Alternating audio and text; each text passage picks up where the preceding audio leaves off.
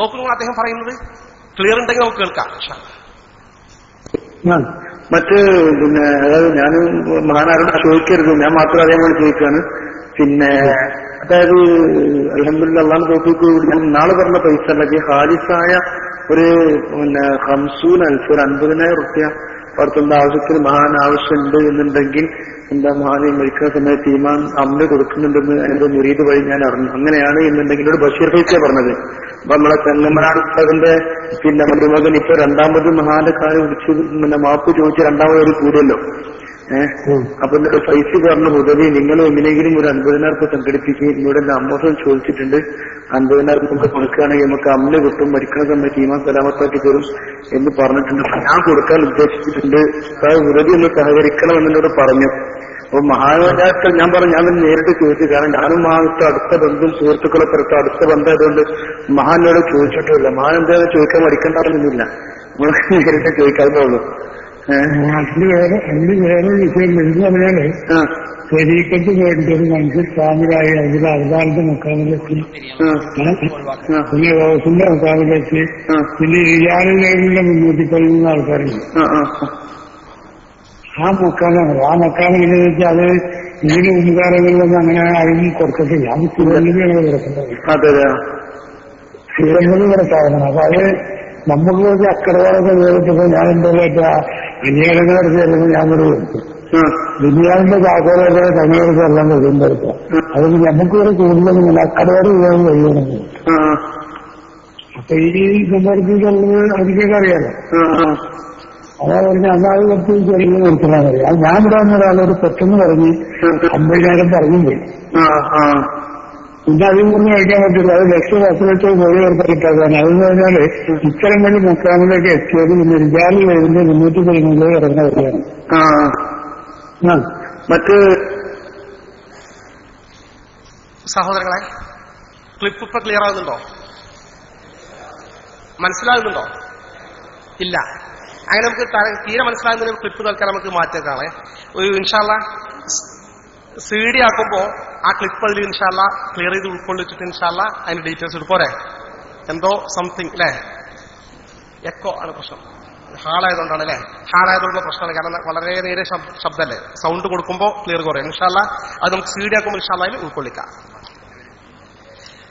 നമ്മുടെ പരിപാടിയുടെ സംഘാടകർ ഒരു ബക്കറ്റ് പരിപാടി നടത്തുന്നുണ്ട്. എന്റെ പ്രിയപ്പെട്ടവരോട് എനിക്ക് പറയാനുള്ളത്, സുന്നത്ത് ജമാഅത്തിനെ സംബന്ധിച്ചിടത്തോളം നമ്മുടെ എല്ലാ പരിപാടികൾക്കും ഇങ്ങനെയുള്ള കലക്ഷനുകളാണ് ആധാരം. ഒരു കൃത്രിമ മാർഗത്തിലുള്ള കലക്ഷനുമില്ല. ഇത്തരമൊരു കാലഘട്ടത്തിൽ ഇങ്ങനത്തെ വ്യാജസിദ്ധന്മാരെ തുറന്നു കാട്ടുക എന്നുള്ള ഈ കാലഘട്ടത്തിലെ ഏറ്റവും വലിയ ജിഹാദാണ് ധർമ്മസമര. അതുകൊണ്ട് ഇതിന്റെ സംഘാടകർക്ക് ബാധ്യത ഉണ്ടാകാത്ത വിധം ഭംഗിയായി പരിപാടി കലാശിക്കാൻ ആവശ്യമായ നിലയിൽ നിങ്ങൾ സഹകരിക്കണമെന്ന് സ്നേഹപൂർവ്വം ഓർത്തുകയാണ്. ഇനി ഞാൻ സൂചിപ്പിച്ചല്ലോ, ഒന്ന് പാണ്ഡിത്യം വേണം, അത് ഇദ്ദേഹത്തിനില്ലെന്ന് പറഞ്ഞു. രണ്ടാമത് നമ്മൾ പറഞ്ഞു സൂക്ഷ്മത വേണം. എന്റെ പ്രിയപ്പെട്ട ഇദ്ദേഹത്തിന് സൂക്ഷ്മത പോയിട്ട്, ത്വരീഖത്തിന്റെ സൂക്ഷ്മത പോയിട്ട് ഇദ്ദേഹത്തിന് ശരീഅത്തിന്റെ വിധിവിലക്കുകൾക്ക് വിധേയമായി ഇദ്ദേഹം ജീവിക്കുന്നുണ്ടോ? നമ്മൾ ഗൗരവമായി വിലയിരുത്തട്ടെ. നമ്മുടെ ആദരണീയരായ സമസ്ത കേരള ജംഇയ്യത്തുൽ പണ്ഡിതന്മാർ ഇദ്ദേഹത്തിന്റെ ത്വരീഖത്ത് തെറ്റാണെന്ന് പറയാൻ അദ്ദേഹത്തിന്റെ ഷെയ്ഖിന്റെ ഒരു ഗ്രന്ഥത്തിലെ ഉദ്ധരണികളാണ് ആധാരമാക്കിയത്. വ്യാജന്മാരാണെന്ന് സ്ഥിരീകരിച്ചു കഴിഞ്ഞാൽ അവരുമായി ബന്ധപ്പെട്ട് വ്യാജന്മാരാണെന്ന് ധാരാളം തെളിവുകൾ കണ്ടെത്താൻ സാധിക്കും. എന്റെ പ്രിയപ്പെട്ടവരോട് എനിക്ക് പറയാനുള്ളത്, ഇദ്ദേഹത്തിന് സൂക്ഷ്മത പോയിട്ട് ഇദ്ദേഹത്തിന്റെ ശരീഅത്തിന്റെ നിയമങ്ങളുമായി ബന്ധപ്പെട്ട് ഇദ്ദേഹം എന്തൊക്കെ ചിട്ടകളാണ് പാലിക്കുന്നത് ഞാൻ ചോദിക്കട്ടെ. ഒരു മുസ്ലിമിന്റെ ജീവിതത്തിൽ ഏറ്റവും പ്രധാനം 5 നേരത്തെ നിസ്കാരമല്ലേ? ആർക്കാ സംശയമുള്ളത്? അഫ്ളൽ അഅ്മാൽ ബദനിയ അസ്സലവാത്തുൽ ഖംസ്. ഒരു മനുഷ്യൻ തന്റെ ദേഹം കൊണ്ട് ചെയ്യുന്ന അമലുകൾ വെച്ച് ഏറ്റവും ശ്രേഷ്ഠമായത് 5 നേരത്തെ നിസ്കാരമാണ്. ആ 5 നേരത്തെ നിസ്കാരത്തിന്റെ പൂർണ്ണത പള്ളിയിൽ പോയി ജമാഅത്തായി നിസ്കരിക്കല. ഒരു ശൈഖാകുമ്പോൾ തീർച്ചയായും ജമാഅത്തിൽ പങ്കെടുക്കുന്ന കാര്യത്തിൽ ഒരു എക്സ്ക്യൂസും ഇല്ലല്ലോ. കാരണം സൂക്ഷ്മതയാണ്. സാധാരണ ശരീഅത്തിന്റെ ജീവിതത്തിൽ പെട്ടുള്ള ജമാഅത്തിൽ പങ്കെടുക്കാൻ. ഇദ്ദേഹം 5 നേരത്തെ ജമാഅത്തിൽ പങ്കെടുക്കാറുണ്ടോ? ഞാൻ നിങ്ങളോട് ചോദിക്കട്ടെ. ഞാൻ പഠിച്ചിട്ടാണ് പറയുന്നത്. ഇദ്ദേഹം നേരത്തെ താമസിച്ചിരുന്ന സ്ഥലമുണ്ടല്ലോ തുരുത്ത്, അവിടെ അദ്ദേഹം 5 നേരത്തെ ജമാഅത്തിന് അദ്ദേഹത്തിന്റെ തൊട്ടടുത്ത പള്ളിയിൽ പോയിട്ടില്ലല്ലോ. അല്ല പോയിട്ടുണ്ട് തെളിയിക്കാൻ സാധിക്കുന്ന ആളുകൾ അതാണ് പറയേണ്ടത്. എന്തെങ്കിലും ഈ കാര്യങ്ങൾ വസ്തുനിഷ്ഠമായി പറഞ്ഞാൽ ഇവരുടെ ഒരു ശൈലിയുണ്ട് ചീത്ത പറയുക. ചീത്ത പറഞ്ഞാൽ ഇത് മറുപടിയാകില്ല. 5 നേരത്തെ ജമാഅത്തുകൾ പങ്കെടുത്തിട്ടുണ്ടോ? വേണ്ട. അദ്ദേഹം ഇപ്പൊ താമസിക്കുന്ന സ്ഥലം, താമസിക്കുന്ന വീടിന്റെ തൊട്ട് ചേർന്നാണ് പള്ളി സ്ഥാപിച്ചിട്ടുള്ളത്. ആ പള്ളികൾ 5 നേരത്തെ ജമാഅത്ത് പങ്കെടുക്കുന്നുണ്ടോ? ഞാൻ വസ്തുനിഷ്ഠമായി അന്വേഷിച്ച് മനസ്സിലാക്കിയിട്ടാണ് പറയുന്നത്. അവിടെ മാത്രമല്ല ഞാൻ പറയട്ടെ സഹോദരന്മാരെ, എന്റെ ഒരു ആത്മസുഹൃത്ത് ഷാർജ KMCCയുടെ ഒരു ജനറൽ സെക്രട്ടറി പദം അലങ്കരിക്കുന്ന എന്റെ സുഹൃത്ത്, അന്ന് സമസ്ത ഇതിനെ എതിർത്തിട്ടില്ല. ദുബൈയിൽ ഷെയ്ഖുണ്ട് എന്ന് പറഞ്ഞു. അദ്ദേഹത്തെ കാണാൻ പോയി, ഞാനുമായി പങ്കുവച്ച ആശയം പറയുന്നത്. അദ്ദേഹത്തിനെ കാണാൻ പോയി, കുറെ ആളുകളുണ്ട് അദ്ദേഹം താമസിക്കുന്ന സ്ഥലത്ത്. അങ്ങനെ ലുഹുറിന് പാടുന്നത് ഇയാൾ ജമാഅത്തിന്റെ കാര്യത്തിൽ കൃത്യതലാണ്. ലുഹുറിന്റെ സമയത്ത് ജമാഅത്തിന്റെ സമയമായപ്പോൾ കുറെ ആളുകളൊക്കെ ജമാഅത്തിന് പോയി. ഇദ്ദേഹം ഇപ്പൊ ജമാഅത്തിന് പോകും, ഒപ്പം ഇറങ്ങാന്ന് വിചാരിച്ച് അവസാനം വരെ കാത്തിരുന്നു. ഇക്കാമത്ത് കേൾക്കുന്നത് മൈക്കിൽ ഇക്കാമത്ത് കൊണ്ട് ഇയാൾ ഇറങ്ങിപ്പോയി ജമാഅത്തിന്. ഇയാൾ അപ്പോഴൊന്നും ഇറങ്ങിയിട്ടില്ല. അത് പറഞ്ഞു, ഞാൻ പയ്യെത്തിയാൽ തിരിച്ചു വന്നു സാർ, എനിക്കത് മതിയാണ്. എവിടെ ചെന്നാൽ ജമാഅത്തിനില്ല എന്ന് മാത്രമല്ല, ഞാൻ മറ്റൊരു കാര്യം കൂടി പറയട്ടെ. അനുഭവസ്ഥരായ ആളുകൾ പറയുന്നത് കൊല്ലം ഹജ്ജിന് പോകാറുണ്ട്. ഹജ്ജിന് പോകുന്ന ഘട്ടത്തിൽ ഹറമിൽ വെച്ച് നിസ്കരിക്കുക എന്നാൽ 1,00,000 മടങ്ങ് ഇവിടുത്തെ വെച്ച് അവിടുത്തെ റക്കാത്ത് നിസ്കരിച്ചാൽ 1,00,000 റക്കാത്ത് നിസ്കരിച്ചത് സമാനമായിരിക്കുമെന്ന് അഷ്റഫുൽ ഖൽഖ് മുത്ത് മുഹമ്മദ് മുസ്തഫ പ്രസ്താവിച്ചിട്ടുണ്ട്. ഹറമിലായത് ജമാഅത്ത് നോക്കോ? ഇവിടൊക്കെ ജമാഅത്തിൽ പങ്കെടുക്കാത്തവർക്ക് അവിടെ 5 നേരം ജമാഅത്തിന് പോകും. സുബ്ഹി നിസ്കാരത്തിന്റെ സമയത്ത് ഇദ്ദേഹം താമസിക്കുന്ന റൂമിന്റെ തൊട്ടടുത്ത റൂമിൽ താമസിക്കുന്ന ഇദ്ദേഹത്തിന്റെ മുരീദുമാരായിരുന്ന ആളുകൾ പറയുന്നു, ഇദ്ദേഹം സുബ്ഹിക്ക് ജമാഅത്തിന് പള്ളിയിൽ പോകാറില്ല. റൂമിൽ നിന്ന് ഉള്ളിൽ നിസ്കരിക്കുന്നുണ്ടോ എന്ന് നമുക്കറിഞ്ഞുകൂടാ. വാൾ മുട്ടിനോക്കും, അദ്ദേഹം എണീക്കാറില്ല. ഇയാൾക്കാണോ ശരിയാക്കുന്ന നിയമം? ഇതെന്ത് സൂക്ഷ്മതയാണ്, എന്ത് ശരിയാക്കുന്ന നിയമമാണ് ജീവിതത്തിൽ ബാധകമാക്കുന്നത്? ഇത് ഏത് അടിസ്ഥാനത്തിലാണ് ഷെയ്ഖിനെ കുറിച്ച് നമ്മൾ പറഞ്ഞില്ലേ, ശരീഅത്തിന്റെ വിധിവിലക്കുകൾ മാത്രം പോരാ, ഏറ്റവും സൂക്ഷ്മമായ മാർഗം സ്വീകരിക്കുക. ഈ സാധാരണ ജീവിതത്തിന്റെ അപ്പുറത്തുള്ള ജീവിതമാണ് ത്വരീഖത്തിന്റെ. അപ്പൊ ആ ത്വരീഖത്തിന്റെ ഷെയ്ഖാണെന്നല്ലോ ഇയാൾ പറഞ്ഞത്. അതിന്റെ മുറത്തിയായ ഷെയ്ഖാണല്ല പറഞ്ഞത്. ഇയാൾ കുത്തുബു സമാനാണെന്ന് പറഞ്ഞത്. ഞാൻ തന്നെയാണ് ലോകത്തെ ഏറ്റവും വലിയ മഹാൻ എന്നല്ല അദ്ദേഹം പറയുന്നത്. ജമാഅത്തിന്റെ കാര്യം സാമ്പിളാണ് പറഞ്ഞ സുഹൃത്തുക്കളെ. ഞാൻ ചോദിക്കട്ടെ, രണ്ടാമത്തെ കാര്യം ഞാൻ നിങ്ങൾ ശ്രദ്ധയിൽപ്പെടുത്തട്ടെ. അതുമായി ബന്ധപ്പെട്ട് ഇദ്ദേഹത്തിന്റെ പദപ്രയോഗങ്ങൾ, ഇയാൾ നാവെടുത്താൽ തെറിയെ പറയും. തെറി, അശ്ലീല വാക്കുകൾ, അസഭ്യവാക്കുകൾ. ഒരു മുസ്ലിമിന്റെ സ്വഭാവം ഇതാണ് സുഹൃത്തുക്കൾ. ഷെയ്ഖും ത്വരീഖത്തൊക്കെ കടന്നിരിക്കും. നമ്മളൊക്കെ മുസ്ലിമീങ്ങളെ നമ്മൾ തെറി പറയാറുണ്ടോ? നമ്മൾ അശ്ലീല വാക്കുകൾ പറയാറുണ്ടോ? നമ്മൾ അസഭ്യം പറയാറുണ്ടോ? ലൈംഗിക ചുവയുള്ള വാക്കുകളല്ലാതെ സംസാരത്തിൽ വരൂല. തെറി വാക്കുകൾ മാത്രം. ആ വാക്കൊന്നും മാന്യന്മാരെ സദസ്സുദ്ധരിക്കാൻ പറ്റില്ല. സ്വകാര്യത്തിൽ 2 ആളുകൾ പങ്കെടുക്കാൻ പറ്റും. അത് കൃത്യമായിട്ട് സംസാരിച്ച പലതും റെക്കോർഡ് ചെയ്ത് വെച്ചിട്ടുണ്ട്. എന്റെ പ്രിയപ്പെട്ടവരെ, എത്രമാത്രം മോശമായ വാക്കുകളാണ് ഇദ്ദേഹം സംസാരിക്കുകയെന്ന് വെച്ചാൽ ആരെക്കുറിച്ചും ഇദ്ദേഹം പറയുന്നു അത് വ്യഭിചാരത്തിൽ ജനിച്ച ആൾ. അത് ജാരസന്തതി. ആരെക്കുറിച്ചാണ് പറഞ്ഞത്? വലിയ വലിയ മഹാന്മാരായ ആളുകളെ കുറിച്ചാണ് പറഞ്ഞത്. അത് ജാരസന്തതിയാണ്, വ്യഭിചാരത്തിൽ ജനിച്ചവനാണ്, തമ്മാടിയാണ്. ഈ തരത്തിലുള്ള പ്രയോഗം നമുക്ക് പറയാൻ പറ്റുമോ? ഉദ്ധരിക്കാം. അതിനപ്പുറമുള്ള മോശമായ വാക്കുകളാണ് ഇദ്ദേഹത്തിന്റെ നാവുകൾ കൊണ്ട് അദ്ദേഹം ആവർത്തിച്ചുകൊണ്ടേയിരിക്കുന്നത്. യഥാർത്ഥത്തിൽ അഷ്റഫുൽ ഖൽഖ് മുത്ത് മുഹമ്മദ് മുസ്തഫ സ്വല്ലല്ലാഹു അലൈഹി വസല്ലം തങ്ങൾ പറഞ്ഞു, ലൈസൽ മുഅ്മിനു ബിത്തആൻ വലൽ ലആൻ വലൽ ബദി. ഒരു മുഅ്മിനായ മനുഷ്യനെ സംബന്ധിച്ചിടത്തോളം ഒരിക്കലും കുത്തിപ്പറയുന്നവനല്ല, കുത്തിനോവിച്ച് മറ്റു മുസ്ലിമുകളെ പറയില്ല, ശപിച്ചു പറയുന്നവനല്ല എന്ന് മാത്രമല്ല വൽ ബദി വൽ ഫാഹിഷി, മോശമായ സംസാരം മുഅ്മിന്റെ നാട്ടിൽ നിന്ന് വരികയില്ലെന്ന് അഷ്റഫുൽ ഖൽഖ് മുത്ത് മുഹമ്മദ് മുസ്തഫ. ഷെയ്ഖന്മാരുടെ വാക്കിന് നാട്ടിൽ മുഅ്മിന്റെ നാട്ടിൽ വരില്ല. അത്ര പ്രധാനത്തെ നാവ്. ഇയാളെ നാവിലോ സൂക്ഷിക്കുന്നുണ്ടോ? നിങ്ങൾ എപ്പോഴും ഫോൺ ചെയ്ത് സംസാരിച്ചു നോക്കി, ഒരു 2 മിനിറ്റ് സംസാരിച്ചു നോക്കിയാൽ നാവിന് വരുന്ന വാക്കുകൾ. ഇത് യഥാർത്ഥത്തിൽ ഷെയ്ഖാണോ? സഹോദരന്മാരെ, നിങ്ങൾക്ക് ചിന്തിക്കാൻ എന്തിനാണ് കൂടുതൽ വിഷയം? സാമ്പത്തികമായ വിശുദ്ധി. ഒരു ഷെയ്ഖല്ല, ഒരു സാധാരണ മുസ്ലിമിനെ സംബന്ധിച്ചിടത്തോളം സാമ്പത്തികമായ വിശുദ്ധി വളരെ പ്രധാനമാണ്. ഇദ്ദേഹത്തിന്റെ സാമ്പത്തിക രംഗവുമായി ബന്ധപ്പെട്ട കാര്യങ്ങൾ പരിശോധിച്ചു നോക്കിയാൽ, ഞാൻ ചോദിക്കട്ടെ, ആളുകൾ ഇവിടെയുള്ള ബാങ്കുകളിൽ അദ്ദേഹത്തിന് ലോണുമായി ബന്ധപ്പെട്ട പലിശയുമായി ഇടപാടുകൾ നടന്നിട്ടില്ലേ? ചോദ്യമാണ്. നിഷേധിക്കുകയാണെങ്കിൽ മുരീദന്മാർ നിഷേധിക്കാൻ പറ്റേ, ഇദ്ദേഹം അത് വരില്ലോ. അദ്ദേഹത്തിന് കിതാബും കാര്യം വിവരമൊന്നും പറയാൻ കഴിയില്ല.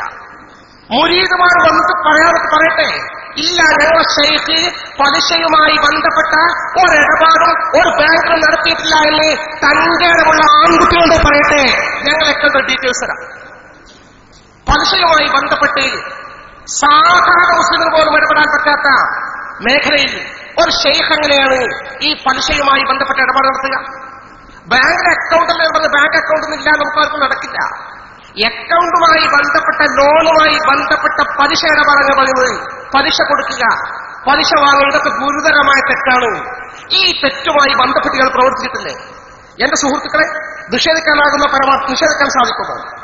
എന്ന് മാത്രമല്ല, ഇതേ മാന്യദേഹം 50,000 രൂപ വെച്ച് അബുദാബികളെന്ന ഔലിയാക്കളെ ഗണത്തിലേക്ക് ചേർക്കാൻ വേണ്ടി ധാരാളം ആളുകളിൽ കാശ് വാങ്ങിയിട്ടുണ്ട്. ഇതൊന്നും നിഷേധിക്കാൻ നടക്കണ്ട. നിഷേധിക്കാൻ നടന്നാൽ അപകടകമാകും. അതുമായി ബന്ധപ്പെട്ട കൃത്യമായ സംസാരങ്ങളും കൃത്യമായ സാക്ഷികളെയും കയ്യിൽ വെച്ചുകൊണ്ടാ സംസാരിക്കുന്നത്. പുതിയ കാലഘട്ടമാണ്, പഴയ കാലഘട്ടമല്ല. നിഷേധിക്കാൻ കഴിയില്ല.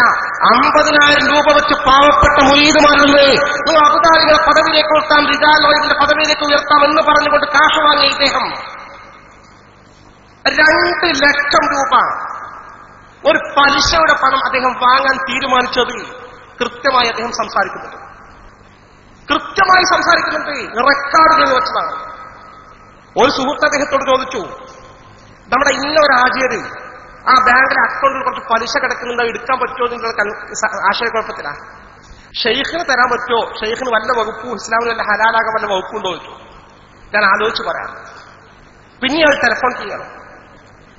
ആലോചിച്ചിട്ട് മൂപ്പര് പറയണത്, ഞാൻ മുറാഖബയിൽ ബന്ധപ്പെട്ടു. മുറാഖബ അള്ളി ഔലിയാക്കന്മാരും തമ്മിലുള്ള പരസ്പര ബന്ധം, സ്വകാര്യ ബന്ധം.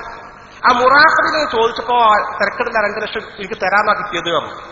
അപ്പൊ ഇയാൾ ചോദിക്കുന്നുണ്ട്, ഈ മുറാഖബിൽ അള്ളാന്റെ റസൂലാണോ അതോ മൊഹിദ്ദീൻ ഷെയ്ഖാണോ എനിക്ക് ഈ നിർദ്ദേശം തരൽ ചോദിച്ചു. 2 ആളും തരുന്നുണ്ട്. അപ്പൊ എന്തായാലും തരാം.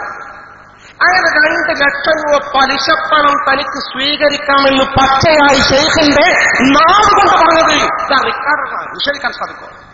ഇയാൾ എന്ത് ഷെയ്ഖ? ഇനി ഇയാൾ പിന്നിൽ ഷെയ്ഖായി തുടർന്ന് നടക്കുന്നുണ്ടെങ്കിൽ അവർക്കെന്തോ മാനസിക രോഗമുണ്ടല്ലേ, പിശാചിന്റെ മായ വലയത്തിൽ അകപ്പെട്ട ആൾക്ക്. സംശയ നാളുകൾ കേൾപ്പിച്ചു കൊടുക്കാമല്ലോ സഹോദരന്മാരെ. മാത്രമോ സാമ്പത്തിക രംഗം വിശുദ്ധമല്ലെന്ന് മാത്രമല്ല, ഇദ്ദേഹവുമായി ബന്ധപ്പെട്ട് സ്ത്രീകളുമായുള്ള ബന്ധം, അന്യ സ്ത്രീകളുമായി ഒരു അന്യ പുരുഷന് ഏത് തരത്തിൽ ബന്ധപ്പെടാമെന്ന് ഇസ്ലാം കണിശമായി വരച്ച് കാണിച്ചു വെച്ച് തന്നിട്ടുണ്ട്. അതിന്റെ മസലകൾ ഒരു അന്യ സ്ത്രീയെ കാണാമോ ബന്ധപ്പെടാമോ അതിന്റെ രീതി എങ്ങനെയെന്ന് വിശദമായി വിശദീകരിച്ചിട്ടുണ്ട്. ആ വിശദീകരണത്തിന്റെ നിയമങ്ങൾ കർമ്മശാസ്ത്ര ഗ്രന്ഥങ്ങൾ വളരെ പ്രകടമായി രേഖപ്പെടുത്തി വെച്ചിട്ടുമുണ്ട്. ഒരു അന്യ സ്ത്രീയെ ഒരു നിലയിലും ഒരു അന്യ പുരുഷന് കാണാൻ ഇസ്ലാം ഒരു ചാൻസ് നൽകുന്നില്ല, ഒരു അനുമതി നൽകുന്നില്ല. അന്യ സ്ത്രീന്റെ മുഖവും മുൻകൈയും കണ്ടൂടെ? കാണാൻ പറ്റില്ല. കാണാൻ പറ്റില്ല. പറ്റുന്ന സമയത്ത് ആ കിതാബിൽ എണ്ണിയോട് പറഞ്ഞിട്ടുണ്ട്, ഒരു പെൺകുട്ടിയെ ഞാൻ കല്യാണം ചെയ്യാൻ ഉദ്ദേശിക്കാൻ ആ പെൺകുട്ടിന്റെ മുഖവും മുൻകൈയും എനിക്ക് നോക്കാം, അവിടെ അനുമതി. ഒരു സ്ത്രീ ജഡ്ജിന്റെ മുമ്പിൽ സാക്ഷി നിൽക്കുകയാണ്, ജഡ്ജിക്ക് സാക്ഷികൾക്ക് ആ പെണ്ണിന്റെ മുഖത്തേക്ക് നോക്കാം, പെണ്ണിന് തിരിച്ചറിയാൻ വേണ്ടി. ഒരു കച്ചവടം നടത്തുകയാണ്, പെണ്ണിന്റെ ഇടപാടാണ്. അപ്പോൾ ഈ കച്ചവടക്കാരന് ആ ഇടപാടുമായി ബന്ധപ്പെട്ട് പെണ്ണിന്റെ മുഖത്തേക്ക് നോക്കാം. ഇങ്ങനെ ഇസ്ലാം അനുവദിച്ച ഒരു അത്യാവശ്യ കാര്യങ്ങൾ, മതപരമായ കാര്യങ്ങൾ പഠിപ്പിക്കാൻ അതിനുവേണ്ടി സ്ത്രീകളുടെ മുഖത്തേക്ക് നോക്കാം. ഇങ്ങനെ അനുവദിക്കപ്പെട്ട ചില നിശ്ചിത മസ്അലകളിൽ മുഖത്തേക്കും മുൻകൈയിലേക്കും നോക്കാം എന്നത് മാറ്റിവെച്ചാൽ ഒരു അന്യ സ്ത്രീയുടെ മുഖത്തേക്ക്, ഒരു അന്യ സ്ത്രീയുടെ ശരീരഭാഗങ്ങളിലേക്ക് നോക്കാൻ ഇസ്ലാം ഒരു നിലയിലും ഒരാൾക്കും ഒരനുമതിയും നൽകുന്നില്ല എന്നത് വസ്തുതാപരമായ നിയമമാണ്. വളരെ കൃത്യമായി അക്കാര്യം നമ്മുടെ കർമ്മശാസ്ത്ര ഗ്രന്ഥങ്ങൾ മുഴുവനും സവിസ്തരം പ്രതിപാദിച്ചിട്ടുമുണ്ട്. ആർക്കും നിഷേധിക്കാനാകാത്ത പരമാർത്ഥം. ഈ സാഹചര്യത്തിൽ ഞാൻ ചോദിക്കട്ടെ സഹോദരന്മാരെ, ഇദ്ദേഹത്തിന് ഒരു ഐസ്ക്രീം കമ്പനി ഇവിടെ ഉണ്ടായിരുന്നു, ഇപ്പോഴും ഉണ്ടായിരിക്കാൻ ഞാൻ ഉണ്ടോ എന്ന് അന്വേഷിച്ചിട്ടില്ല. സമസ്ത കേരള ഗവൺമെന്റുമായി ഇദ്ദേഹത്തിന്റെ ത്വരീഖത്തിനെ എതിർക്കാൻ വൈകിയപ്പോൾ ജനങ്ങളെ കൺഫ്യൂഷനിൽ നിന്ന് മാറ്റാൻ വേണ്ടി സത്യധാരയുടെ ലേഖനം ഒരു ഫീച്ചർ കൊടുക്കാൻ വേണ്ടി സത്യധാരയുടെ ചില പ്രതിനിധികളുടെ ചില അന്വേഷണം നടത്തി റിപ്പോർട്ട് തയ്യാറാക്കി. അന്ന് ഇദ്ദേഹത്തിന് ഐസ്ക്രീം കമ്പനിയിൽ വന്നപ്പോൾ ഐസ്ക്രീം കമ്പനി അക്കൗണ്ടന്റായി വർക്ക് ചെയ്യുന്ന ഒരു മുസ്ലിം സ്ത്രീ അർത്ഥവസ്ത്രധാരണ മുഖവും മുൻകൈയും മാത്രമല്ല ശരീരത്തിന്റെ പല ഭാഗങ്ങളും പുറത്ത് കണ്ടുവെച്ചില്ല അക്കൗണ്ടന്റ് ആക്കിയിരിക്കുന്നു. ഷെയ്ഖ് വരുന്നുണ്ട്, ഈ സ്ത്രീയെ കാണുന്നുണ്ട്, ആ സ്ത്രീയെ ഫേസ് ടു ഫേസ് ഇരിക്കുന്നുണ്ട്, കണക്ക് നോക്കുന്നുണ്ട്, സംസാരിക്കുന്നുണ്ട്. നിഷേധിക്കാനായിട്ട് പ്രവർത്താൻ ഞാൻ ദൂരം എന്നാ പറയുന്നത്, പക്ഷെ റിപ്പോർട്ട് ശേഖരിച്ചാൽ പറയുന്നത് നിങ്ങൾ ഈ നാട്ടുകാരാ, നിങ്ങൾക്കറിയാം. ആർക്കാ നിഷേധിക്കാൻ സാധിക്കാം? വേണ്ട, അക്കൗണ്ടന്റായ പെൺകുട്ടി അവിടെ ഇരിക്കട്ടെ. ഇയാളെ ബൈഅത്ത് ചെയ്യാൻ വരുന്ന സ്ത്രീകൾ, വളരെ ഭക്തിയോടുകൂടി ബൈഅത്ത് ചെയ്യാൻ വരുന്ന മുഅ്മിനുകളായ സ്ത്രീകളുണ്ടല്ലോ, സത്യമാണെന്ന് വിചാരിച്ച് ഷെയ്ഖാണെന്ന് വിചാരിച്ചിട്ട് ഒരു മറയുമില്ലാതെ തന്റെ മുന്നിൽ നേർക്ക് നേരെ മുഖാമുഖം ഇരുന്നു കൊണ്ടല്ലേ ബൈഅത്ത് ചെയ്യിപ്പിക്കുന്നത്? ആ സ്ത്രീകളെ മുഖത്തേക്ക് പച്ചയായി നോക്കുകയല്ലേ? നിങ്ങൾ നോക്കൂ, ആർക്കാണ് നിഷേധിക്കാൻ സാധിക്കുക? ഒരു സ്ത്രീ പാവം ഹിജാബ് ധരിക്കുന്ന പാവപ്പെട്ട മുസ്ലിം സഹോദരി ഹിജാബ് മാറ്റാതെ മുഖത്തിന് നേരെ താഴ്ത്തിയിട്ടുകൊണ്ട് തന്റെ മുന്നിൽ ബൈഅത്തിന് വേണ്ടി ഇരുന്നപ്പോൾ മുഖം കാണിക്കുക, ഹിജാബ് ഉയർത്തുക. ആയിഷ ബീവിന്റെ മുന്നിൽ മുഖം കാണിച്ചിട്ടാണ് വരാറുള്ളത്. മഹദി ഉമ്മുൽ മുഅ്മിനീൻ ആയിഷ റളിയല്ലാഹുവിനെ കുറിച്ച് വരും അപരാധം പറയുന്ന ഷെയ്ഖ്. ഈ നിലയിൽ മുഖത്ത് നോക്കാൻ ഇയാൾക്ക് എന്താണ് അവകാശം? ശരീരത്തിന്റെ മറ്റു ഭാഗങ്ങളൊക്കെ ഇരിക്കട്ടെ. ഈ മുഖത്ത് നോക്കാൻ ഇസ്ലാമിൽ ഏത് മസലയാണ് അനുവദിച്ചത്? ഇവിടെ ദർസിൽ പഠിക്കുന്ന മുതഅല്ലിമീങ്ങൾക്ക് പോലും അറിയാം മസല. വയഹ്റുമു ഫത്ഹുൽ മുഈൻ പോലും പറയുന്നുണ്ട്, വയഹ്റുമു തഅമൂദു നദ്രി റജുലി, മനഃപൂർവ്വം ഒരു ആണ് നോക്കൽ ഹറാമാണ്. വലൗ ശൈഖൻ ഹിമ്മ, ആ ആണ് വയോവാർദ്ധക്യം വന്ന വൃദ്ധനാണെങ്കിലും ശരി. ഇലാ ബദനി അജ്നബിയ്യത്തിൻ, അന്യ സ്ത്രീയുടെ ശരീരത്തിലെ ഏതെങ്കിലും ഭാഗത്തേക്ക് നോക്കൽ ഹറാമാണ്. ഈ ആഴത്തിൽ പറയുന്നു വലൗ അൽ വജ്ഹ വൽ കഫൈനി, അത് മുഖവും രണ്ട് മുൻകൈകളാണെങ്കിലും ശരി, ബോധപൂർവം അറിഞ്ഞുകൊണ്ട് നോക്കൽ ഹറാമാണ്. വലൗ ഷൗഹ, ആ സ്ത്രീ വിരൂപിണിയാണെങ്കിലും, ഔ അജൂസൻ, ആ സ്ത്രീ കിഴവിയാണെങ്കിലും നോക്കൽ ഹറാമാണ്. എത്ര കണിശമായി, എത്ര കൃത്യമായിട്ടാണ് പറയുന്നത്. എന്താ കിഴവിയാണെങ്കിൽ നോക്കിയാൽ എന്താ കുഴപ്പം? ഈ ആഴത്തിൽ വിശദീകരിക്കുകയാണോ? അതും ചിലപ്പോ സാധ്യതയുണ്ട്.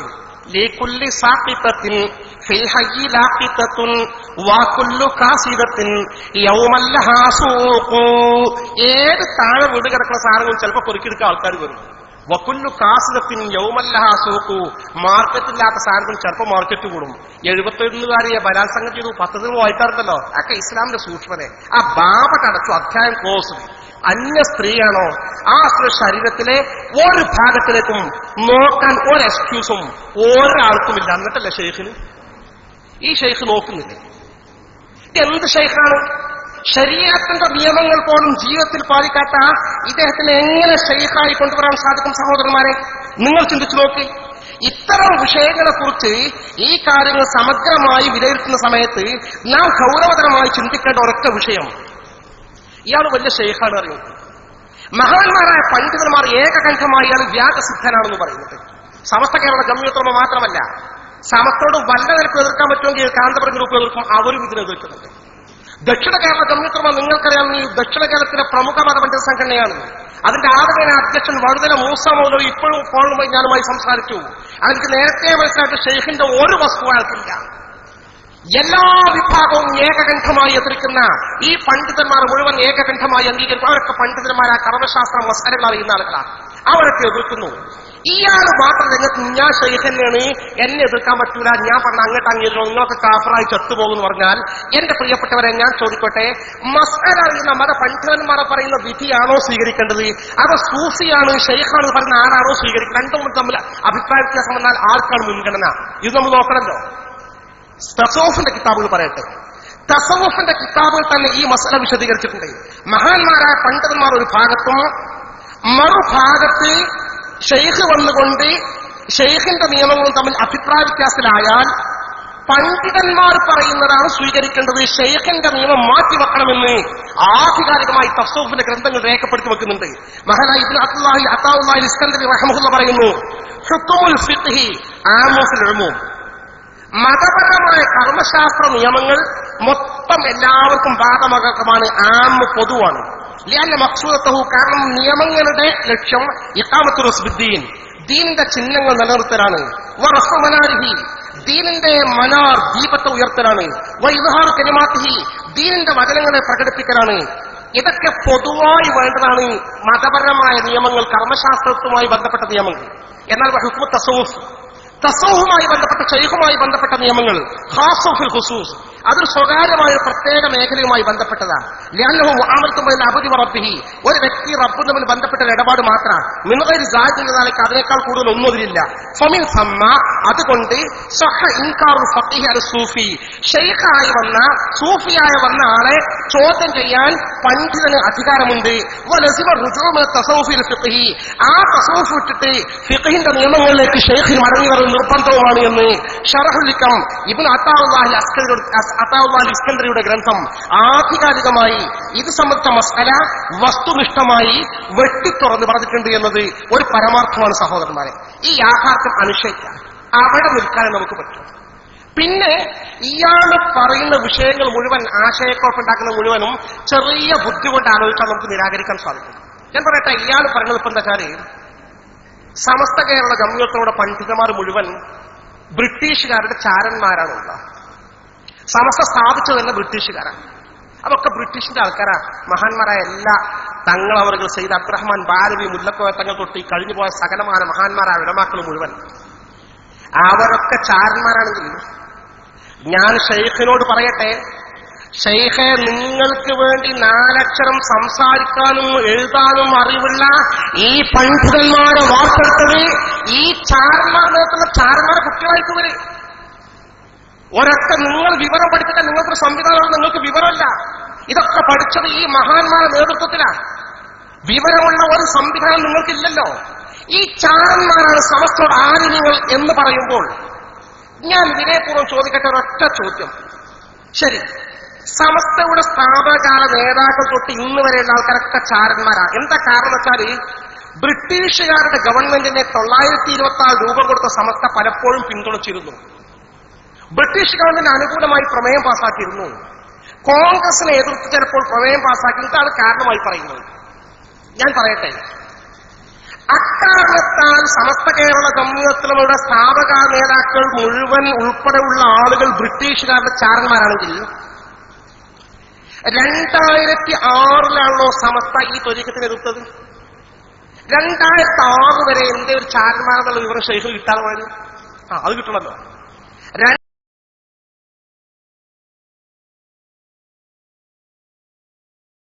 2006 വരെ എന്ന് പറഞ്ഞ ഇവരെ പള്ളിയിൽ വെച്ച് 3 ദിവസം നടക്കുന്ന ക്യാമ്പുകളുണ്ട്. ആ ക്യാമ്പുകൾ വെച്ച് വിട്ടുപോകുന്ന നീതിമാന്മാരായ ആളുകൾ പറയുന്നു, സമസ്തന്റെ ആദിമകളെ മുഴുവൻ നന്നാക്കി മാത്രം പറയാം.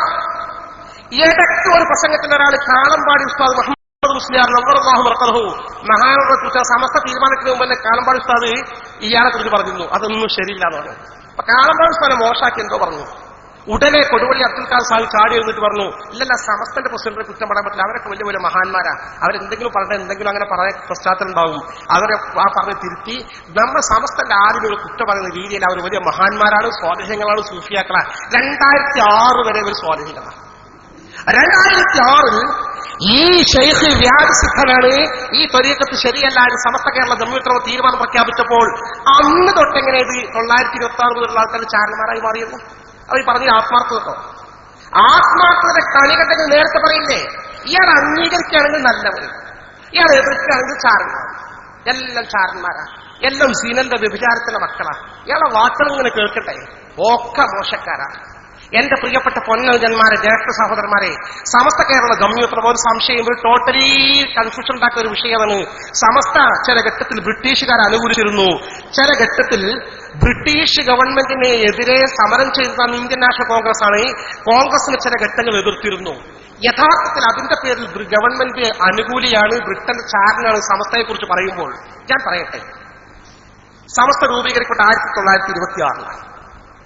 1926 രൂപീകരിക്കപ്പെട്ട സമസ്ത കേരള ജംഇയ്യത്തുൽ ഉലമ സ്വാഭാവികമായ ഒരു സംഘടന എന്ന നിലയിൽ ഭരിക്കുന്ന ഗവൺമെന്റുമായി സഹകരിച്ചു പോകാതെ ഒരു സംഘടനയ്ക്ക് നിലനിൽക്കാൻ പ്രവർത്തിക്കാൻ കഴിയില്ലോ.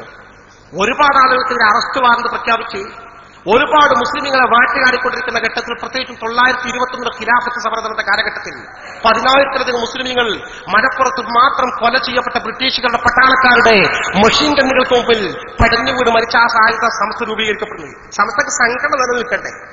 ഒരു സംഘടനയുമായി മുന്നോട്ട് പോകുന്ന സുന്നത്ത് ജമാഅത്ത് നിലനിർത്തണമെങ്കിൽ ഗവൺമെന്റുമായി സഹകരിക്കേണ്ടി വരില്ലേ? കോൺഗ്രസിലെ ചില ഘട്ടങ്ങൾ സമസ്ത എതിർക്കുന്നതിന്റെ പശ്ചാത്തലമുണ്ട്. ഈ ഖിലാഫത്ത് സമരവുമായി ബന്ധപ്പെട്ട് കോൺഗ്രസ് എല്ലാ വാഗ്ദാനവും പിന്തുണയും വാഗ്ദാനം ചെയ്ത് ഇടയ്ക്ക് പിൻവാങ്ങിയ സാഹചര്യം ഉണ്ടായിട്ടുണ്ട്. അങ്ങനത്തെ ചരിത്ര പശ്ചാത്തലങ്ങളുണ്ട്.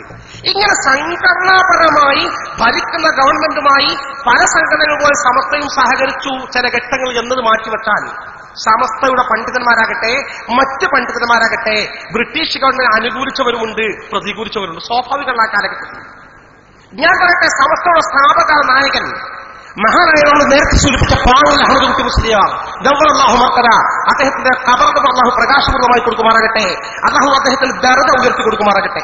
ആ മഹാനായ പണ്ഡിതൻ തന്നെ 1921 ഖിലാഫത്ത് സമരത്തിന് നായകത്വം നൽകിയതിന്റെ പേരിൽ ബ്രിട്ടീഷ് ഗവൺമെന്റ് പിടിപിട്ട പുള്ളികളായി പ്രഖ്യാപിച്ച ത്രിമൂർത്തികൾ എന്ന് പറയുന്ന 3 നായകന്മാരിൽ ഒരാൾ പാവൽ അഹമ്മദ് കുട്ടി മുസ്ലിയാരായിരുന്നു.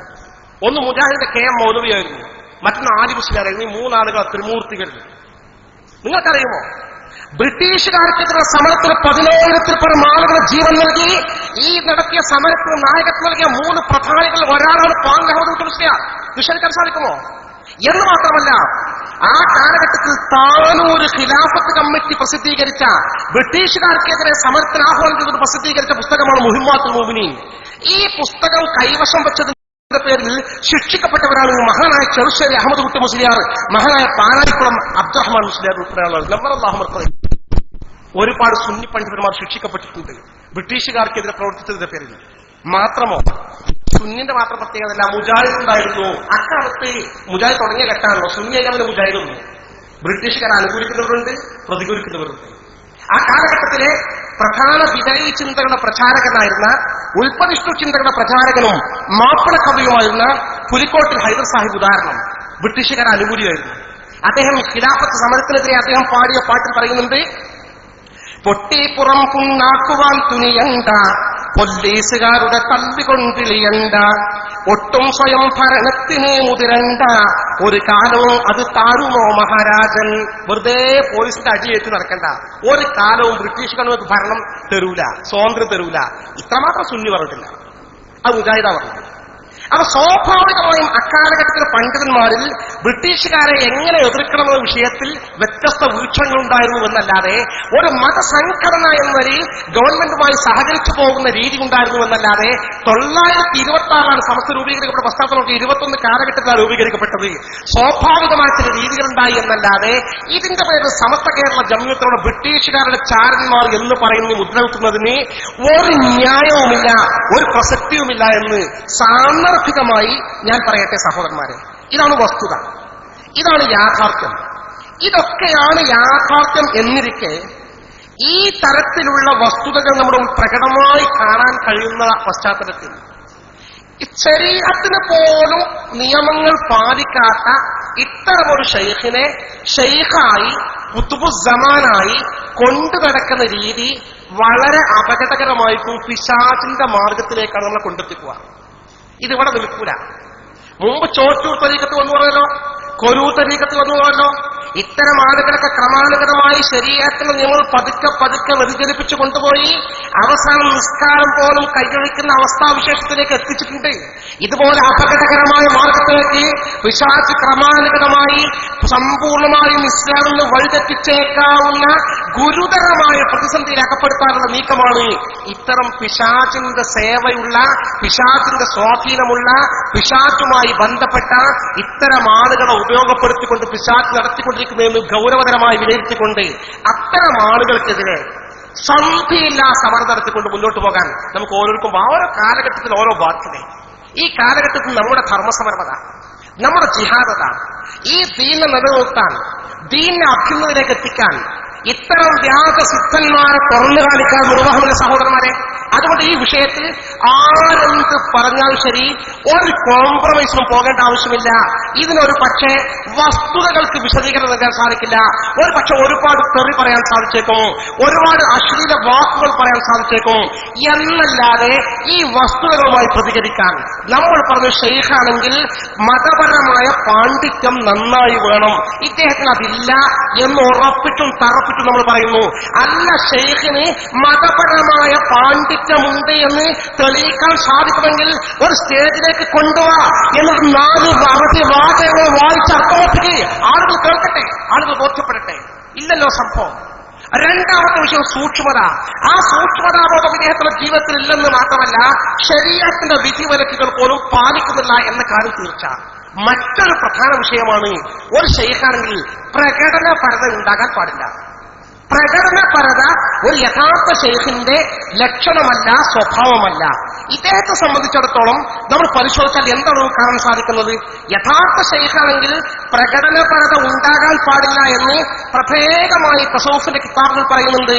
മഹാനായ അല്ലാമ സുഹ്റവർദി റഹ്മത്തുള്ളാഹി അലൈഹി തന്റെ അവാരിഫുൽ മആരിഫിൽ പറയുന്നുണ്ട്, അഹമുൽ ആദാബി അല്ല യതഅറദ തഖദ്ദുമി അലാ ഖൗമി, ജനങ്ങളിലേക്ക് ഞാൻ ശൈഖാണെന്ന് പറഞ്ഞുകൊണ്ട് രംഗത്ത് വരാതിരിക്കുക എന്നതാണ് ഒരു പ്രധാനപ്പെട്ട അദബ്, ശൈഖിന്റെ അദബ് എന്ന് പറയുന്നു.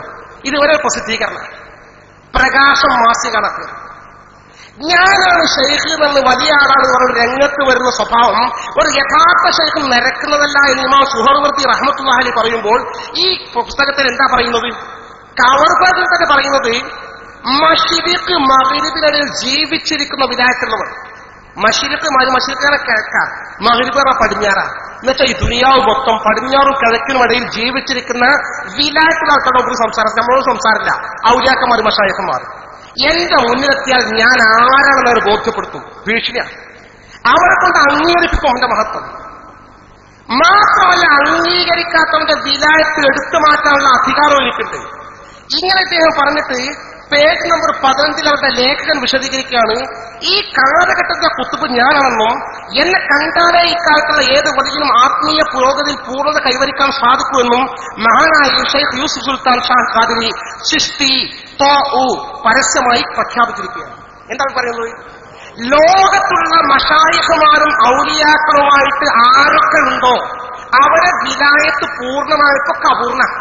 മൂപ്പരാളുകളിലേക്ക് ഇന്ത്യയിലേക്ക് വിസെടുക്കണം. ആദ്യം ലോകത്ത് ഒരുപാട് രാഷ്ട്രങ്ങൾ, 100 ചില രാഷ്ട്രങ്ങളുണ്ട്.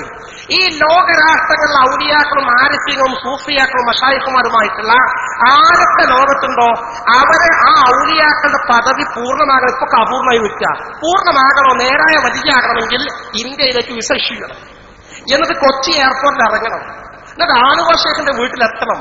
എന്നിട്ട് അദ്ദേഹത്തെ അംഗീകരിച്ച് ബൈഅത്ത് ചെയ്യണം. എന്നാലേ യഥാർത്ഥ മഹാനാകൂ, വലിയാവൂ എന്നാണ് ഷെയ്ഖുനെ പ്രഖ്യാപിച്ചിരിക്കുന്നത്. തീർന്നില്ല. അവർക്ക് പൂർണ്ണത കിട്ടാൻ തന്നെ വന്ന് കാണണമെന്ന് മാത്രമേ നിർവ്വാഹമുള്ളൂ. ഷെയ്ഖ് ആ പ്രഖ്യാപിക്കണം. ബോധ്യപ്പെട്ടിട്ടും അംഗീകരിക്കാത്തവരുടെ വിലായത്ത്, അതായത് ഔലിയപ്പട്ടം ഊരിക്കളയാനുള്ള അധികാരം എനിക്കുണ്ടെന്ന് നിസ്സങ്കോചം പ്രസ്താവിക്കുന്നു. ഇത് വിശദീകരണത്തിന്റെ ശരഹ ഇതാണ് ഇവര്. ഞാൻ പറയട്ടെ സഹോദരന്മാരെ, നിങ്ങൾക്ക് ഈ ശരാശരി ബുദ്ധി ഉണ്ടോ? ഇത് എഴുതുന്ന ആൾക്ക് ശരാശരി ബുദ്ധി ഉണ്ടെങ്കിൽ ഈ ലോകത്തെ ഔലിയാക്കളും മശായിഖുമാരും എത്ര ആൾക്കാരാണ് ഇയാളറിയാം? കേരളക്കാർ കുറച്ച് പക്ഷേ മൂപ്പരെ കുറിച്ച് കേട്ടിട്ടുണ്ടാവും. കർണാടകക്കാർക്ക് മൂപ്പരെ അറിയോ? സുൽത്താനെ കുറിച്ച് അറിയോ? തമിഴ്നാട്ടുകാർക്ക് അറിയോ? മഹാരാഷ്ട്രക്കാർക്ക് അറിയോ? ഗുജറാത്തുകാർക്ക് അറിയോ? വേണ്ട, ഇന്ത്യ പോട്ടെ, പാകിസ്ഥാനുകാർക്ക് അറിയോ? ബംഗ്ലാദേശുകാർക്ക് അറിയോ? UAE അറബികൾക്കറിയോ? UAE മലയാളികൾ കുറച്ച് ആൾക്കാർക്ക് അറിയും. അവിടെ കാശ് വാങ്ങാൻ മൂപ്പർ പോകാറുണ്ട്. കുവൈത്തുകാർക്കറിയോ? ഖത്തറിനറിയോ? ബഹ്റിനർക്കറിയോ? സൗദി അറേബ്യക്കറിയോ? അപ്പുറത്തെ ആഫ്രിക്കൻ കൺട്രിയിലുള്ള മുസ്ലിങ്ങൾക്കറിയോ? ഇപ്പുറത്ത് ലോകത്ത് ഒട്ടനവധി രാജ്യങ്ങളായി പരന്നു കിടക്കുന്ന കോടാനുകോടി മുസ്ലിമുകളെ മശായിഖുമാരുണ്ട്. ആ മശായിഖുമാരിൽ സാധാരണക്കാർ മാത്രമല്ല, ലോകത്തെപ്പോഴും 4000 ഔലിയാക്കൾ ഭൂമിയിൽ നിത്യവും ഉണ്ടാവുമെന്ന് മശായിഖുമാർ പറയുന്നു. ഈ 4000 ഔലിയാക്കന്മാർക്ക് എത്ര ഔലിയാക്കന്മാർക്ക് ആ മൂപ്പരെ കുറിച്ച് അറിയാം? ഒക്കെ പഴച്ചോ. ഈ 4000 ഔലിയാക്കൾ 300 പേർ അഫിയാലികൾ, വലിയ പദവിയിലുള്ള ആളുകളാണ്. ആ 300 പേരിൽ 40 അബുദാലികൾ, വലിയ പദവി. 50 കൊടുത്തു വാങ്ങുന്ന പദവി. ആകെ ദുനിയാവിൽ 40 അബുദാലികളേ ഉള്ളൂ. അത് 50,000 കൊടുത്തു അബുദാലാക്കിയ ആൾക്കാരെ എത്ര ഉണ്ട് കൃത്യം എണ്ണി നോക്കണം. ലോകത്താകെ 40 അബുദാലികൾ. അബുറാലികൾ 60 ആളുകൾ അതിൽപ്പെട്ട മഹാന്മാർ മുഖബാലുകൾ 3 പേര്. അതിൽപ്പെട്ട മഹാന കുത്തുബ് അല്ലെങ്കിൽ ഗൗസ് ഒരാൾ. ഈ തരത്തിലുള്ള ലോകത്തെ ഔലിയാക്കളും ആർഫികളും മശായിഖുമാരായ ആളുകൾ അവർ യഥാർത്ഥ മശായിഖുമാരും ഔലിയാക്കളുമാകണമെങ്കിൽ ഇയാളെ കാണണം, ബൈഅത്ത് ചെയ്യണമെന്ന് പറയുമ്പോൾ എന്തൊരു വിഡിത്തമാണ് ഈ പറയുന്നത്. ഈ മെസ്സേജ് ലോകത്ത് എങ്ങനെയാണ് എത്തിച്ചിട്ടുള്ളത്? ഇയാൾക്ക് പ്രസിദ്ധീകരണം മലയാളത്തിൽ മാത്രമേ ഉള്ളൂ. ഈ മെസ്സേജ് എങ്ങനെ സംവിധാനമെങ്കിൽ ലോകത്ത് മുഴുവൻ ഞാൻ അറിയിക്കട്ടെ. എങ്ങനെ എത്തിക്കും, എങ്ങനെ വിവരം കൈമാറും? എന്റെ പ്രിയപ്പെട്ടവരെ, ആളുകൾ തെറ്റിദ്ധരിപ്പിക്കാം. യഥാർത്ഥത്തിലുള്ള ഷെയ്ഖാണെങ്കിൽ ഇങ്ങനെ അഹങ്കാരത്തിന്റെ പ്രകടനപരതയുടെ വാക്കുകൾ പറയുകയല്ല വേണ്ടത്. അങ്ങനെ പ്രത്യക്ഷപ്പെടാൻ പാടില്ല. പ്രത്യേകിച്ച് മഹാന്മാരായ ഇമാം സർക്കസ്തി റഹ്മത്തുള്ളാഹി അലൈഹി പറയുന്നു, ഒരാൾ യഥാർത്ഥ ശൈഖാണോ അല്ലേ തിരിച്ചറിയണമെങ്കിൽ ഫൈൻ അദല്ലമറു അലൈക മുഷ്കില വാശിത അൻ തഅലമഹു മുഫസ്സല ഫസൗഫ ഉൽഖി ലക ഖൗലൽ ഹാദിഖി യഫ്സീലു ബൈനൽ മുദ്ദഇ വസ്സാദിഖി. ഈ കാര്യം നിനക്ക് അവ്യക്തമായാൽ വശീത്താൻ താഴവും മുഫസ്സല യഥാർത്ഥ ശൈഖാണോ ഇല്ലേ ഡീറ്റെയിലായി അറിയണമെന്ന് ഉദ്ദേശിച്ചാൽ ഫസൗഫ ഉൽഖി ലക ഖൗലൽ ഹാദിഖി യോഗ്യരായ മഹാന്മാരായ തസൗഫിന്റെ പണ്ഡിതന്മാർ പറഞ്ഞു നിനക്ക് ഞാൻ പറഞ്ഞുതരാം. യഫ്സീലു ബൈനൽ മുദ്ദഇ വസ്സാദിഖി ശൈഖാണ് വാദിച്ച് ചമഞ്ഞു കിടക്കുന്നവന്റെയും സത്യസന്ധനായ ശൈഖിന്റെയും വേർതിരിവുള്ള ഒരു മാനദണ്ഡം പറഞ്ഞു തരാം. ഖൗലുൽ ഫഖീരി ഇന്നനി ഫഖീറു ഫഖീർ എന്ന സാങ്കേതിക മശായിഖുമാർക്കല്ലേ. ഈ മശായിഖുമാരിൽപ്പെട്ട ഒരാള് ഞാൻ ഷെയ്ഖാണ് നടക്കുകയാണെങ്കിൽ ഫലിൽ ദുഹൂരി അബദൻ യുഷീറു പ്രകടനപരതയിലേക്കാണ് സൂചന നൽകുന്നത്. അത് ശരിയല്ല. ഇത് ഞാൻ ഷെയ്ഖാണെന്നല്ല, ഞാൻ തന്നെയാണ് കുത്തുബ്, ഞാൻ തന്നെയാണ് ഗൗസ്, ഞാൻ തന്നെയാണ് ലോകത്താധിപതി, ഞാനുമായി ബന്ധപ്പെടാത്തൊക്കെ കാഫറായി ചത്തുപോകും. ഇതെന്ത് സംസ്കാരം? ഏത് മശായിഖുമാരായാലും ചരിത്രത്തിൽ പറഞ്ഞിട്ടുള്ളത്? എന്റെ പ്രിയപ്പെട്ടവരെ, യഥാർത്ഥത്തിൽ മഹാനായ ഉമർ വലിയുള്ളാഹി പറഞ്ഞതുപോലെ റബ്ബ റബ്ബിൻ റബ്ബഹു ലം യഅരിഫൻ വലം യുറബ് റബീബഹു ലാകിൻ അലല്ലൽ ഖൗമ ബിൽ ആറാഇറാൻ. എത്ര റബ്ബുമാരാണ്, ഷെയ്ഖുമാരാണ്. അവർ സ്വന്തം റബ്ബിനെ പോലും തിരിച്ചറിയാത്ത മശായിഖുമാരാ. അത്തരം ആളുകൾ ഒരുപാട് ആളുകൾ താൻ മശായിഖാണ് ഷെയ്ഖാണ് വഴിതെറ്റിച്ചിട്ടുണ്ട് എന്ന് പറഞ്ഞിട്ടുണ്ട്. ആ ഗണത്തിൽപ്പെട്ട നമ്പർ 1 ഷെയ്ഖാണ് ഈ ഷെയ്ഖ്. അതുകൊണ്ട് ഇതിന് നമ്മൾ വഞ്ചിതരാകരുത് എന്ന് നമ്മളല്ല പറയുന്നത്. ഇതിനെക്കുറിച്ച് സൂക്ഷ്മമായി പഠിച്ച് വിലയിരുത്തിയ യോഗ്യരായ കേരളം കണ്ട മഹാന്മാരായ പണ്ഡിതന്മാരുടെ 40 അംഗ മുഷാവറ മാത്രമല്ല കേരളത്തിലെ സകലമാന പണ്ഡിത സംഘടനകളും ഒറ്റക്കെട്ടായി പറയുമ്പോൾ എന്റെ പ്രിയപ്പെട്ടവരെ തിരിച്ചറിയേണ്ട ഘട്ടമാണ്. റബ്ബ് സുബ്ഹാനഹു വ തആല അവന്റെ മഹദ് ഫദ്ൽ കൊണ്ട്, ദയാവായ്പ കൊണ്ട്, വാത്സല്യം കൊണ്ട്, കാരുണ്യം കൊണ്ട്, നമ്മുടെ മശായിഖുമാരെ ബറക്കത്ത് കൊണ്ട് സത്യം തിരിച്ചറിഞ്ഞ് ഇത്തരം വ്യാജ ത്വരീഖത്തുകളുമായി ബന്ധപ്പെട്ട ആളുകൾക്ക് അത് പിന്മാറാനുള്ള തൗഫീഖും സന്മനസ്സും സൗഭാഗ്യവും അല്ലാഹ് പ്രദാനം ചെയ്യുമാറാകട്ടെ. ആമീൻ എന്ന് മാത്രം ദുആ ചെയ്തുകൊണ്ട് ഞാൻ അവസാനിപ്പിക്കുകയാണ്. നമുക്ക് ഒരു ലഘു പ്രാർത്ഥന സമയം വൈകിട്ടില്ല, നടത്തിക്കൊണ്ട് നമുക്ക് പിരിയാം. എന്റെ പ്രിയപ്പെട്ടവരോട് പറയാനുള്ളത്, ഇങ്ങനെ പലരും വരും. ഇതൊക്കെ ഒരു സാമ്പിൾ മാത്രമാണ്. നമ്മൾ ആശയക്കുഴപ്പത്തിൽ അകപ്പെടുത്താൻ സാധിക്കുന്ന പല വിദ്യകളുമായി പിശാചിന്റെ ആളുകൾ വരും. അതിലൊന്നും നമ്മൾ വഞ്ചിതരാകാൻ പാടില്ലെന്ന് മാത്രമല്ല, അതത് കാലഘട്ടത്തിൽ അത്തരക്കാർക്കെതിരെ നടത്തുന്ന സമരത്തിൽ പങ്കാളികളാകുന്ന ആളുകളാണ് യഥാർത്ഥ ജിഹാദിന്റെ ആളുകൾ. റബ്ബ് സുബ്ഹാനഹു വ തആല ആ ധീരരായ പോരാളികൾ ഉൾപ്പെടാനുള്ള തൗഫീഖ് നമുക്ക് പ്രദാനം ചെയ്യുമാറാകട്ടെ. നമുക്ക് നമ്മുടെ മരിച്ചുപോയ എല്ലാ മശായിഖുമാരിലേക്കും, നമ്മുടെ മരിച്ചുപോയ മാതാപിതാക്കളിലേക്കും ഗുരുവരന്മാരിലേക്കും, ഇന്നലകളിൽ നമ്മുടെ പ്രദേശങ്ങളിൽ ദീനിനു വേണ്ടി സുന്നത്ത് ജമാഅത്തിന് വേണ്ടി പ്രവർത്തിച്ച് മരിച്ചുപോയ എല്ലാവരുടെയും ആത്മാവുകളിലേക്ക് എന്ന നിയ്യത്തോടുകൂടി ഒരു ഫാത്തിഹ ഓതി ഒരു ലഘു പ്രാർത്ഥന അവർക്കും നമുക്കും വേണ്ടി. ഇലാ ഹദറത്തി അർവാഹി മൻ നവൈനാഹും അൽ ഫാത്തിഹ. ബിസ്മില്ലാഹിർ റഹ്മാനിർ റഹീം.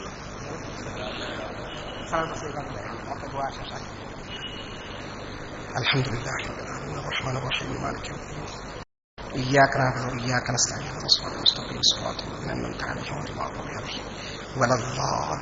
ആമീൻ. ബിസ്മില്ലാഹിർ റഹ്മാനിർ റഹീം. ഖുൽ ഹുവല്ലാഹു അഹദ് അല്ലാഹുസ് സമദ് ലം യലിദ് വലം യൂലദ് വലം യകുൽ ലഹു കുഫുവൻ അഹദ്. ബിസ്മില്ലാഹിർ റഹ്മാനിർ റഹീം. ഖുൽ അഊദു ബിറബ്ബിൽ ഫലഖ് മിൻ ശർരി മാ ഖലഖ വമിൻ ശർരി ഗാസിഖിൻ ഇദാ വഖബ ومن شر النفاثات في العقد ومن شر حاسد إذا حسد. بسم الله الرحمن الرحيم. قل أعوذ برب الناس ملك الناس إله الناس من شر الوسواس الخناس الذي يوسوس في صدور الناس من الجنة والناس.